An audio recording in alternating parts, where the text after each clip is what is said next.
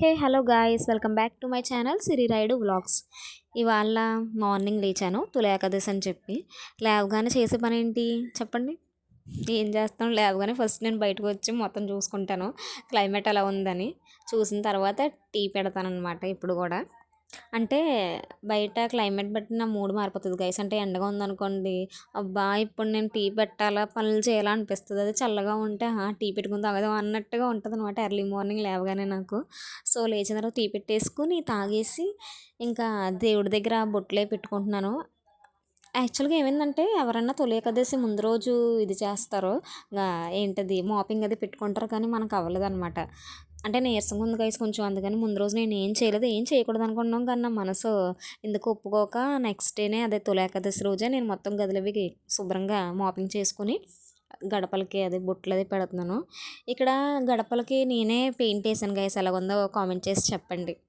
ఈ గడప ఇంకొక గడప కూడా ఉంది, అది నేను తీయలేదు యాక్చువల్గా, మొత్తం నేనే వేసాను అనమాట.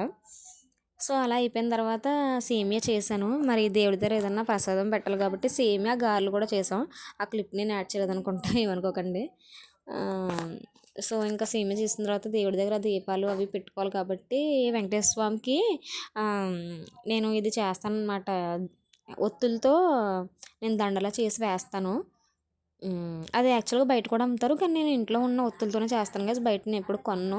తర్వాత పూలే పెట్టేసాను దేవుడి దగ్గర పెట్టిన. ఇదంతా నేను క్లిప్స్ ఏం తీయలేదు, జస్ట్ మామూలుగా ఏదో అలా తీయాలి వీడియో పెట్టాలి కాబట్టి నేను అలా చిన్న చిన్న ముక్కలు తీసుకున్నాను అంతే. పూజ మొత్తం తీయలేదు నేను ఏమీని. తర్వాత అలా తమలపాకులు దీపాల కింద పెడతాను, ఎందుకంటే ఆయిల్ ఒలిగిన పేపర్ మీద అవ్వదన్నమాట.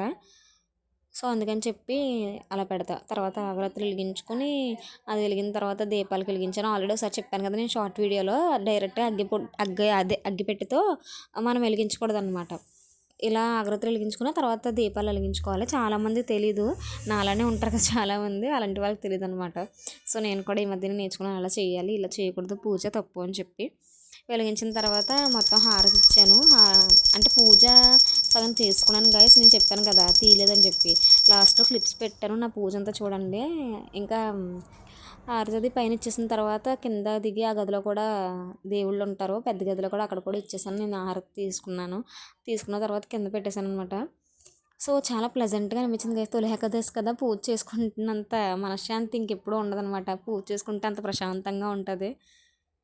అలా పూజ కానిచ్చానమాట ఈరోజు. మీరు కూడా గుడికి వెళ్ళారా గైస్? తొలి ఏకాదశి కదా, అంటే మనం ఏం కోరుకున్నా తీరుతుందంట, ఎందుకంటే విష్ణుమూర్తి నిద్రలోకి వెళ్తారంట 4 months.